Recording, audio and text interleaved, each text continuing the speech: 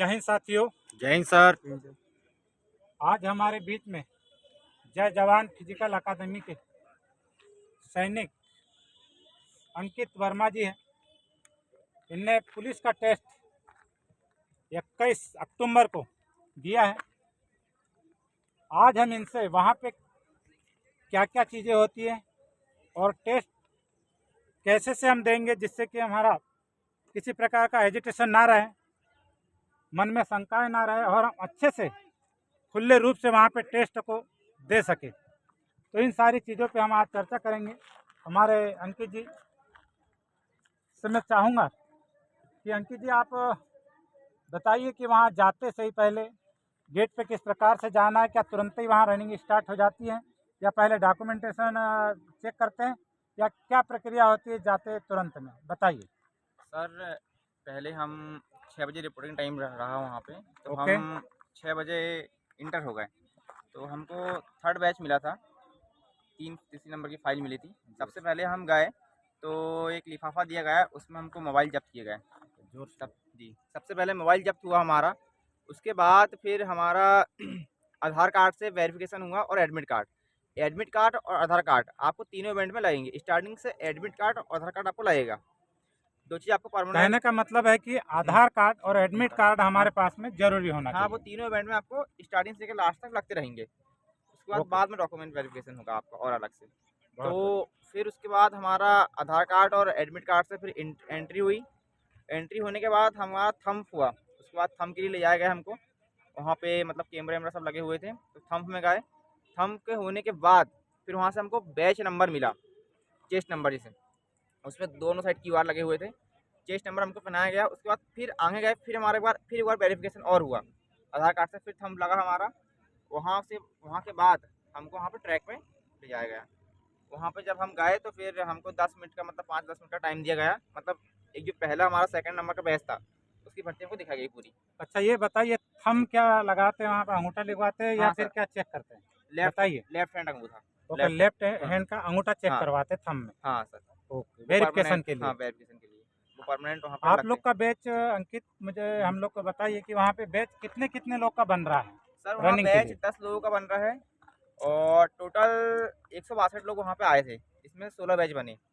आने का वहाँ पे 212 लोग थे, लेकिन आए 162 लोग थे। तो वहाँ पे 16 बैच बने थे और बहुत जल्दी जल्दी प्रक्रिया हो रही सर वहाँ पे। मतलब हम सुबह 6 बजे गए तो हमको 6:15 समथिंग में हमारा ग्राउंड में नंबर लग गया था। तो आप मुझे बताइए, क्या वहाँ पे वार्म अप का चांस मिल जाता है या विदाउट वार्म अप के आपने रनिंग किया था, या सर टाइम मिल मिलता रहा है है, वार्म अप के चांस लिए। मिलता है। जब हम जैसे पूरा हमारा वेरिफिकेशन हो जाता है, हमको ग्राउंड में ले जाता है, उससे पहले सामने वाला एक मतलब सामने की भर्ती होती है। सेकंड जो हमारा पहले का बैच था, उसका पहला भर्ती हुआ था, तो वो उन लोग ने दिया तो हमको टाइम मिल गया। तो उस टाइम में हम 10 मिनट में वार्म अप कर लिए, हमारा वेरी गुड। नंबर लगा।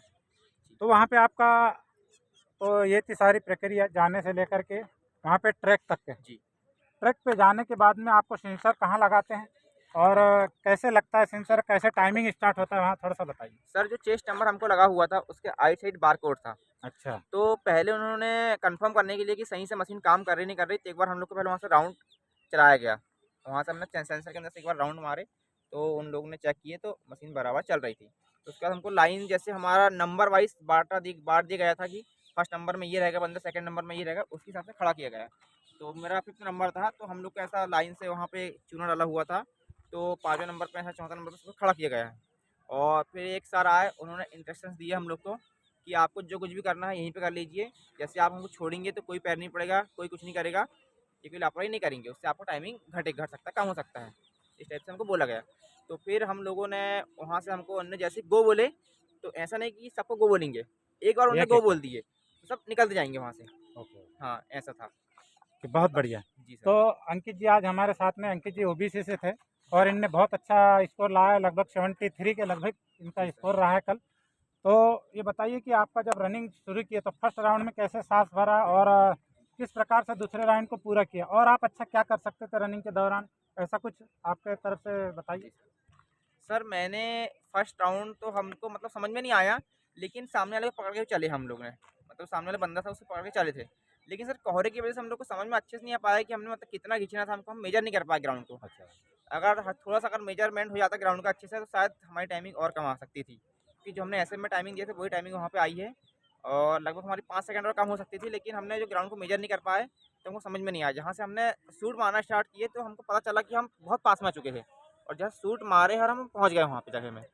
मतलब ओके, कहने का जी, मतलब है कि कोहरा था जिसके कारण हाँ, जजमेंट नहीं हो पाया। जी तो सर। क्या हम पहले एक दिन पहले यदि चले गए तो क्या ग्राउंड को अच्छे से मेजरमेंट हो सकता है? जी सर, आप जैसे एक दिन अच्छा, पहले जजमेंट हो जाते हो तो जाएगा। वहाँ पे जाके भी देख सकते तो हो। साथियों, एक दिन आप यदि पहले जाते हो तो यकीन मानिए कि ग्राउंड का आप जजमेंट ले सकते हो अच्छे जी, से, और दूसरे दिन अच्छे से कर सकते रनिंग कर सकते हो।